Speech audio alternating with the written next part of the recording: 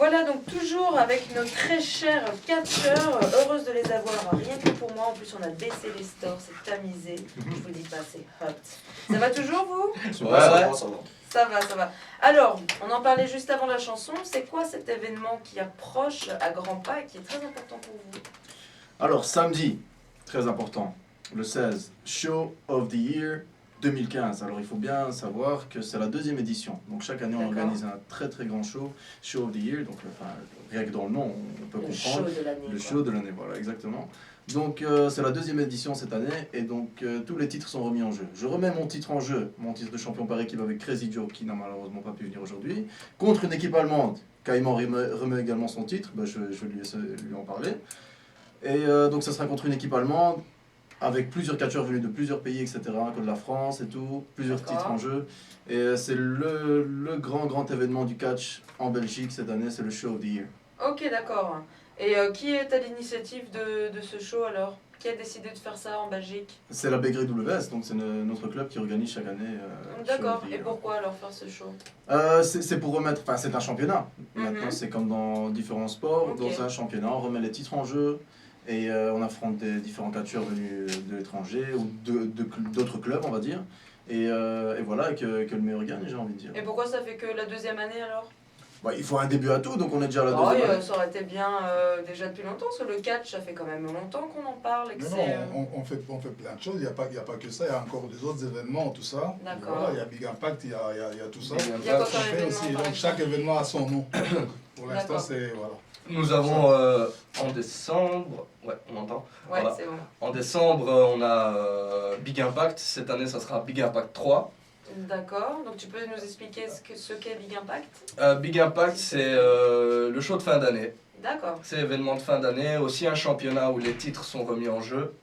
Mais avant ce Big Impact, on a 2 parties, les éliminatoires au championnat, partie 1, qui se passe vers septembre, octobre. Puis après, éliminatoire championnat, partie 2, vers novembre.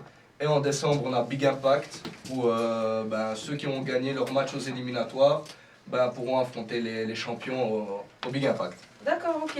Et donc pour revenir à votre Show of the Year, ça se passera où? Alors, à la rue du Boulet 29. D'accord. Ouais, le nom il est un peu bizarre, mais c'est tout près de la place Sainte-Catherine et à 2 minutes de la Bourse. Ah, plein centre alors. Ouais, plein centre. Ça c'est chouette. Ok, et donc je le dis pour nos auditeurs, donc du coup sur place en ticket adulte c'est 10 €, prévente en 8 €, donc vous mieux les prendre en prévente alors. On les prend où les préventes? Sur notre page Facebook, BYWS. D'accord. Ou alors, sur BYWS. Exactement. Voilà. Et ensuite pour les enfants de moins de 12 ans sur place c'est 5 € et en prévente 3 €. Voilà pour les petits. Donc généralement ils aiment ça en plus les gosses. Moi j'en sais, mes cousins ils étaient férus de catch. Bref, je ne vais pas parler de ma vie. Donc vous aviez une anecdote à me raconter tout à l'heure il me semble hors antenne. J'aimerais bien que nos auditeurs l'entendent cette anecdote. Enterrement de jeu. dis-le, pour Paris. Donc voilà, on parlait tout à l'heure justement du cliché du catch pour en revenir.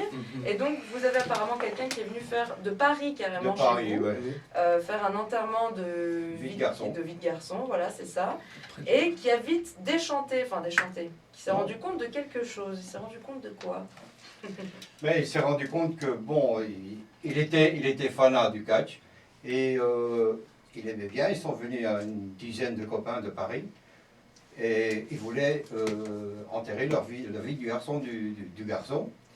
Et là, il a appris à vouloir faire du catch. Il a demandé une invitation si on pouvait lui apprendre comment, quoi, ou qu'est-ce que ça peut faire être sur un ring.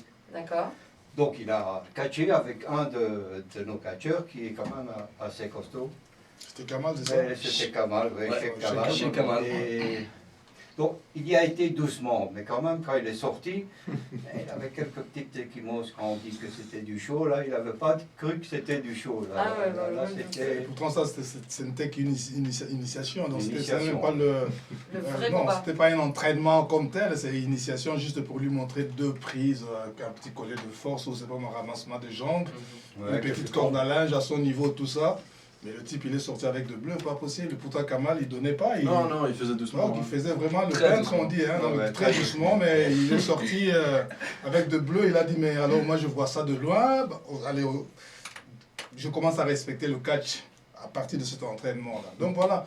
Le 7 juin, il y a aussi un qui va venir, de la France toujours. Toujours, c'est français. Ouais, ouais, je sais pas, voilà. Ben, moi, j'ai dit, mais pourquoi tu ne le feras pas là-bas? Il dit, non, je préfère ce club-là parce que, ben voilà. Ah, bah c'est chouette. Donc, il va venir. Mais bon, ça, ce n'est pas le match, donc bon, ça, c'est juste une petite histoire pour dire que le catch, c'est pas ce que les gens, ils ont dans... Enfin, il a quand même aimé ça, Ouais. quand même. Il a beaucoup aimé ça. Ouais, bah oui, vous voyez. Bah, même moi, justement, c'est ce que je disais tout à l'heure, je me coucherais moins bête ce soir. Franchement, j'aurais vraiment appris quelque chose. Et on en parlait aussi tout à l'heure en antenne, donc il y a des filles aussi. Si, il y a des filles qui font du catch, hein, donc oui. Et est-ce que vous faites des combats hommes-filles ou non, elle reste qu'avec des filles? Nous avons quand même une fille qui a peur de rien. Qui n'a pas peur de garçons, ça lui dit absolument rien du tout. Ouais. Déjà, quand elle a commencé des entraînements, elle s'en fout carrément des garçons. Tu lui mets avec un garçon, fais ta prise et fais. Elle va te faire projeter, elle va se faire projeter comme ça. Donc déjà, avec une fille comme ça, c'est comme un garçon raté, tu vas dire. Voilà, tu vois. Un garçon raté. Ouais, on va dire, ouais, donc c'est vraiment... Ils sont ratés. Ouais, on va dire ça comme ça. Hein. Ouais, c'est vrai. Ouais. Ben, Hein? on croit que, mais il y a quand même beaucoup de filles qui aiment bien se faire violenter, mais peut-être à ce point-là. Mais tant non, mieux. mais non, Tant mieux. non. Le problème, c'est quand on parle du catch au niveau de quoi de filles, les gens ils croient que une fille qui fait du catch, donc automatiquement elle perd sa féminité ou tout ça. Mais je te dis que cette fille-là, elle est très belle aussi. Hein. Ah Quand ouais, tu bah la vois ouais. dans la rue, c'est une miss, on va dire. Donc voilà. Ouais, Mais je elle veux fait du bien catch. voir. Alors si tu approches à côté de la fille, Ouais. sois sûr qu'il y a une bonne, tu vas ramasser une bonne projection à ce moment-là. Hein. Donc voilà. Ah, mais non, mais c'est ma pote, hein. Moi je vais rien faire. Non mais franchement, elle est bien, il n'y a pas qu'elle, il y a aussi les autres, et voilà, parce que bon voilà. Ok, Nous, d'accord. Donc, ouais. donc vous, par exemple, les garçons, quand vous combattez, si c'est une fille en face de vous, pas de pitié. Enfin, quand je veux dire pas de pitié, c'est est-ce que vous prenez plus de pincettes que si c'était un homme ou non? Un peu. Non, on fait attention à ça, parce qu'il y a des mouvements Ouais. dans le catch hein, que tu peux faire ça à un garçon, mais pas avec une fille. D'accord. Voilà. Moi, je vais te coller ce qu'on appelle corde à linge, mais non, corde à linge c'est quoi? C'est ici sur la poitrine. C'est quoi Je ici? peux pas le faire à une Ah, fille ah. comme je veux faire à un garçon, non, je peux pas. Ah oui, faire ça, oui, les non, sauts c'est- chassés, tout oui, ça, c'est- ce mouvement-là, non, ça c'est des choses que tu peux pas faire avec une fille avec la même intensité que tu feras à un garçon. Donc Ouais, voilà. faut Tu bien doser les réadaptes. choses aussi. Ça c'est comme ça. Ok, Voilà. d'accord. À moins que ça soit des faux coups, comme on a parlé du faux catch, Oui. voilà, mais si c'est Voilà, en sinon- vrai, ouais. Ok, très bien. Alors du coup, comme on arrive bientôt à la fin d'émission, dans 4 minutes, et que je devais faire ma rubrique « Le saviez-vous », donc c'est une rubrique où je parle un peu des sports insolites, de toutes les anecdotes du sport qui sont passées, des trucs marrants ou moins marrants, mais des trucs des fois un peu glauques. Donc du coup, on va faire autour du catch. Est-ce que vous avez des anecdotes à me raconter, par exemple, sur le ring, sur des choses drôles ou des choses peut-être un peu moins drôles, des choses atypiques? Allez, votre vécu. Le stress avant de monter sur le ring. Ouais. Ouais. Quand Ça, le c'est catcheur il est dans le vestiaire, derrière le rideau, et que déjà il doit se préparer avant son combat, il s'échauffe, les pompes et tout ça, mais qu'après, du moment où il y a le début de sa musique d'entrée qui commence, jusqu'à aller rentrer dans la salle devant les gens, il y a Ouais. toujours ce petit moment de stress, il y a le cœur qui bat comme ça, et après quand on rentre, voilà, on oublie tout. Et c'est parti. Et là c'est tranquille, on est devant les gens, on fait ce qu'on a à faire, notre combat il est là et voilà. Mais c'est juste cette petite minute avant de rentrer sur le ring où on a un peu peur. Ouais, voilà. Moi j'ai une anecdote. Ouais. C'était au mois de janvier, on avait un show à Bruxelles, et un des catcheurs avait eu la bonne idée de se recouvrir d'huile, donc pour faire ressortir ses muscles. Bah, ouais, ok. Ouais. Et donc il est monté, je pense que c'était un des premiers catcheurs à monter. Et il était vraiment couvert d'huile. Il s'appelait Mr. Fish, non? Non, il s'appelait- partout. Bon, je vais faire sa promo, il s'appelait Sheikh Kamal, justement.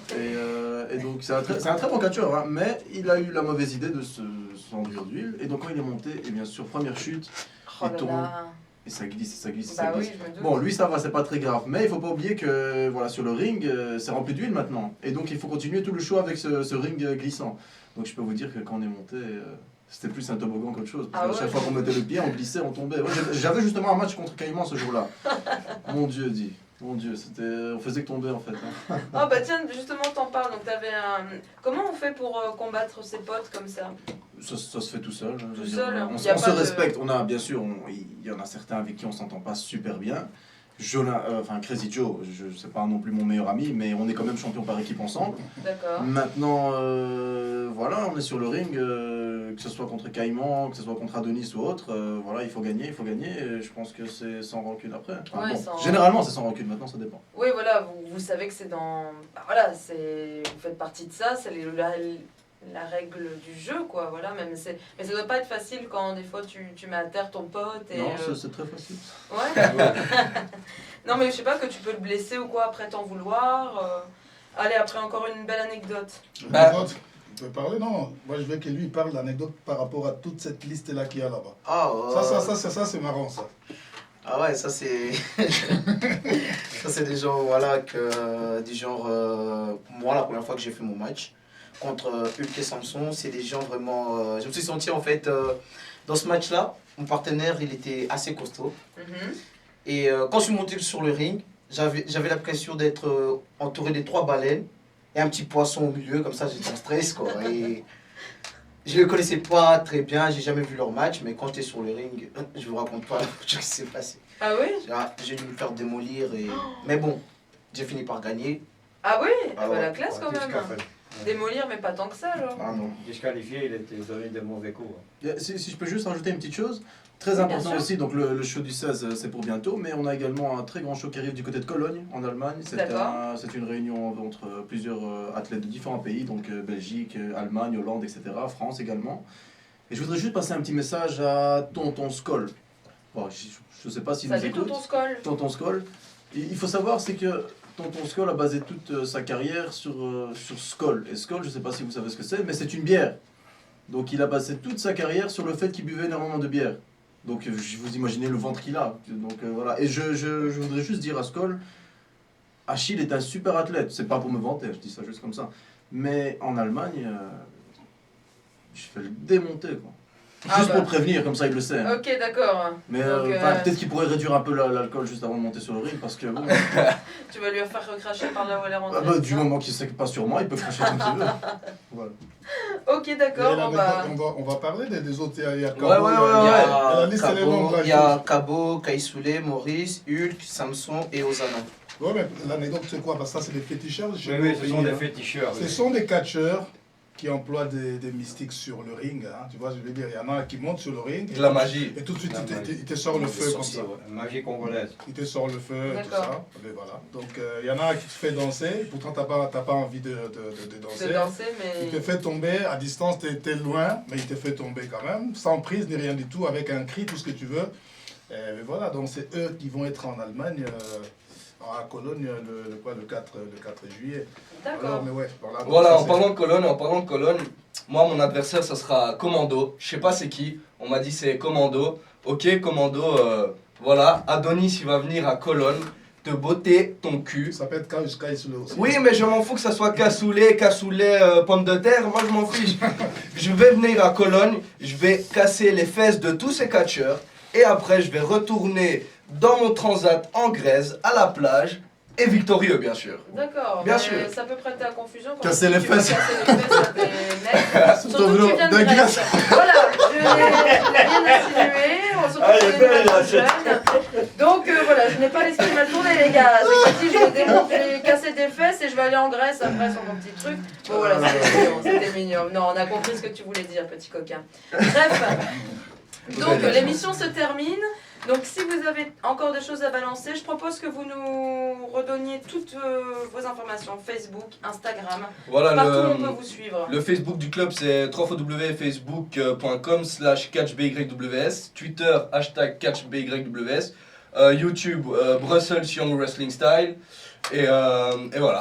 Ok, on va rappeler quand même où ça se déroule. Donc c'est rue du Boulet 29, 1000 Bruxelles. On rappelle que c'est près de Sainte-Catherine et de la Bourse. Donc en plein centre, donc bien desservi, donc pas d'excuses les mecs. C'est le samedi 16 mai et c'est à 18h30. Et ça va durer combien de temps? Environ 2 heures, 2 heures et demie. Bon bah c'est bien. Et aussi, suivez-nous sur Instagram, #official BYWS. Super, bah ça marche. En tout cas, je vous remercie. Je peux rajouter juste une petite chose, une petite dédicace. Rajoutez. Chez Kamal justement qui soigne un petit peu son dos, il s'est un petit peu fait mal, mais je sais qu'il sera prêt pour le 16. Et juste que voilà, j'espère qu'il sera en pleine forme parce que le 13 juin, il viendra avec moi à la AWO en Israël pour défendre les couleurs de la Belgique et de la BYWS. Eh ben on l'embrasse très fort. Ouais, Kamal, reviens quand même parce que c'est toi qui as les billets. Donc, Ah ouais, on comprend. Super les mecs. Bon bah je vous remercie beaucoup d'être venus aujourd'hui nous voir. Je vous souhaite une bonne grosse pour les combats comme on dit. Oui, merci. Et puis bon bah bon retour à Athènes. Hein. Merci. Ça va ça. Allez, je vais vous quitter. On se retrouve en replay de 21h à 22h aujourd'hui. Et l'émission sera podcastée dès demain. Vous pourrez écouter nos chers catcheurs. Je vous embrasse, je vous dis à très bientôt. Passez une bonne soirée. C'était Pauline dans la Radio Libre Sport. Salut tout le monde. J'avais pensé à ça moi aussi. De quoi? Yatta. Vous me demandiez tantôt s'il y a une télévision qui venait nous filmer, ouais. Oui. Oh, Comment? oh. Mais pour le match